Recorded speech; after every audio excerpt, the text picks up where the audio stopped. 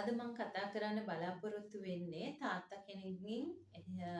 කෙනෙක්ගෙන් දරුවෙගේ පෞරුෂයට බලපාන කරුණු කාරණා ගැන. ඉතින් මුලින්ම තාත්තා කියන කෙනා ගෙදර ගෘහ මූලිකයා වගේම ප්‍රධානියා විදිහට අපි සැලකනවා.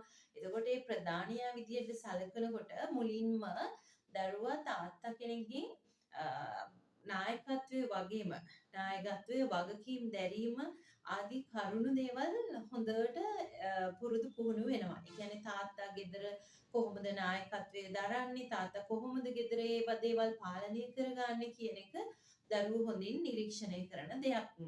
ඊළඟට තමයි දරුවගේ ජීවිතයේ මුණ දීමට අවශ්‍ය ඒ ශක්තිය ධෛර්යය තාත්තගේ තුලින් දරුවන්ට ගලාගෙන එනවා. තාත්තා වගකීම් දරනකොට, තාත්තා ඒ දේවල් ඉෂ්ට කරනකොට, තාත්තා කොහොමද මේ දේවල් ශක්තිමත්ව, ධෛර්යමත්ව මේ දේවල් වලට මුහුණ දෙන්නේ?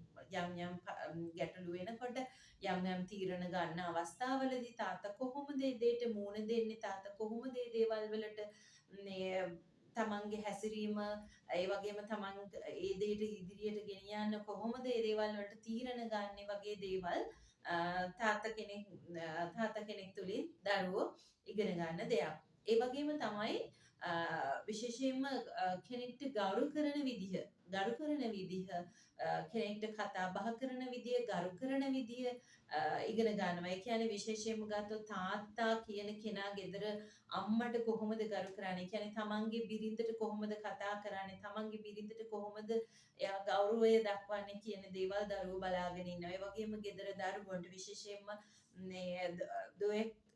දුවෙක්ට සලකන විදිය කොහොමද කියලා. විශේෂයෙන්ම මේ වගේම තමයි ගෙදර පුතාලා ඉන්නවනම් කාන්තාවකට ගරු කරන්න, කාන්තාවට කොහොමද සලකන්න ඕනි කියන දේවල් තාත්තා තුලින් තමයි දරුවෝ ඉගෙන ගන්න. ඒ වගේම සමාජශීලීත්වය, කියන්නේ වගකීම් දරනවා වගේම සමාජශීලීත්වය ඉගෙන ගන්නවා. මොකද තාත්තා තමන්ගේ ගෙදර ඊට පස්සේ ගෙදරින් සමාජයට සමාජයේ වැඩ කටයුතු වලට කොහොමද තාත්තා මූලිකත්වය දරන්නේ? තාත්තා කොහොමද ශ්‍රමීන් කැපවීමෙන් හැමදේම කරන්නේ? තාත්තා සමාජයේ අයත් එක්ක කොහොමද ගනුදෙනු කරන්නේ කියන එක දරුවෝ බලාගෙන ඉන්න දෙයක්. ඒ වගේම ජීවන කුසලතාවයට අවශ්‍යයි තාත්තා කියන කෙනා ගෙදර තමන් තීරණ ගන්න විදිහ. ඒ වගේම මුදල් පාලනය කරන්නේ කොහොමද කියන එක දරුවෝ තාත්තගෙන් ඉගෙන ගන්න දෙයක්. මොකද තාත්තා තමන්ගේ ගෙදරේ අවශ්‍යතාවයන් ඉටු කරලා දෙමින් ඒ දේවල් තාත්තා හම්බ කරන දේ කොහොමද ඒ දේවල් වලට බැලන්ස් කරගන්නේ, කොහොමද ඒ දේවල් මේ කරගෙන යන්නේ කියන එක තාත්තගෙන් දරුවෝ ඉගෙන ගන්න දෙයක්.